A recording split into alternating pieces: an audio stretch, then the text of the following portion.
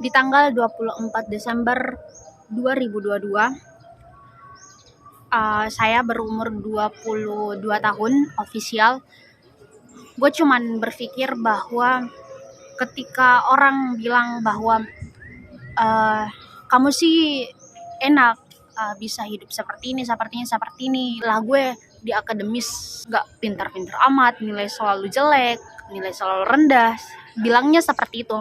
Tapi gue mikirnya bahwa ya emang gue patut bersyukur bahwa nilai gue di akademis cukup bagus, tapi orang-orang banyak yang gak tahu bahwa di kehidupan gue gak semuanya bagus-bagus juga. Nilai akademis gue memang bagus, public speaking gue memang gue lebih percaya diri. Di semua yang orang lihat yang dari luar itu memang bagus, tapi orang gak lihat perjuangan gue yang di belakang. Bahwa gue setiap pergi kuliah, gue pernah naik motor itu yang seharusnya selayaknya dipakai oleh laki-laki. Gue pakai walaupun di diri gue ada perasaan malu untuk pakai, tapi yang ada di mindset gue adalah kalau gue nggak pakai ini, gue nggak akan pernah bisa sampai di tujuan gue. Gue nggak akan pernah selesai dari tugas-tugas gue dan impian-impian gue itu nggak akan tercapai.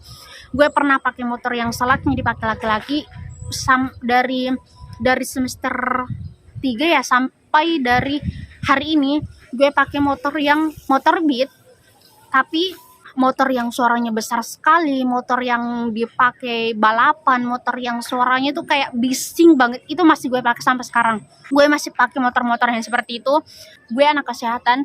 Di antara teman-temanku setauku nggak ada yang punya mobil pickup. Semuanya itu mobil-mobil bagus atau nggak punya mobil tapi motornya bagus.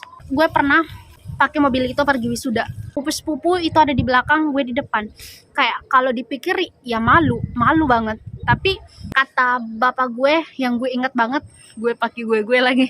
Gak apa-apa ya guys, ini supaya nyaman aja. Bapak gue bilang gini, mobil ini adalah mobil yang mengantarkan anak gue lulus wisuda 3 tahun 11 hari dengan predikat cum laude, dengan prestasi yang gak banyak-banyak juga tapi ada prestasinya. Gue pernah terbang ke Riau dengan biaya gratis. Gue ikut lomba, gue juga ikut lomba di Sulawesi. Gue jadi pembicara. Apa sih yang harus gue maluin gitu dari kehidupan gue? Terus selain dari motor, selain dari mobil, adalah soal rumah. Gue hampir 3 tahun 11 bulan itu sampai sekarang pun gue sempat 3 kali pindah rumah. Dan ini yang kutempati saat ini adalah rumah keempat, yang bisa dibilang perjuangannya itu gak pernah mudah. Karena pada rumah yang pertama adalah di Palangga, itu perjuangannya berat banget sampai akhirnya pindah ke Patalasang yang jaraknya tuh lumayan jauh banget dari kampus, terus pindah ke Bontomaranu, dan sekarang pindah lagi ke tempat yang sekarang. Sama-sama di Bontomaranu cuman beda lokasi.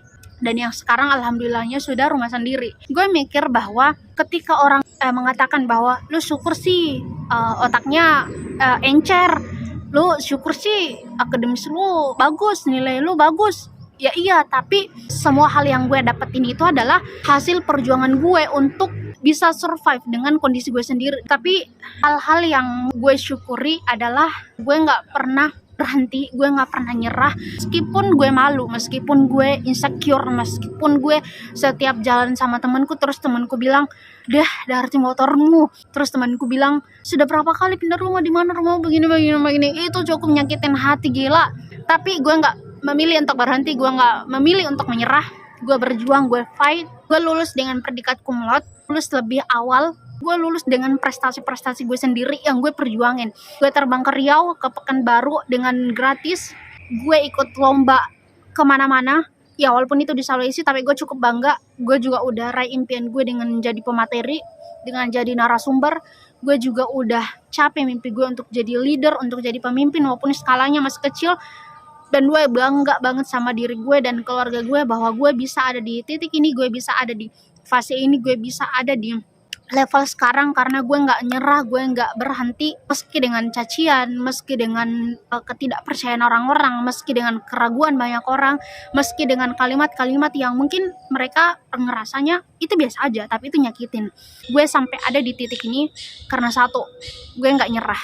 So buat kalian semua yang pernah dicibir, yang pernah dikata-katain, yang pernah disinggung sedikit-sedikit, yang pernah gak dipercaya, yang pernah dipertanyakan segala halnya, gak apa-apa. kita buktiin bahwa kita juga bisa survive, kita juga bisa fight dengan kondisi kita yang kekurangan.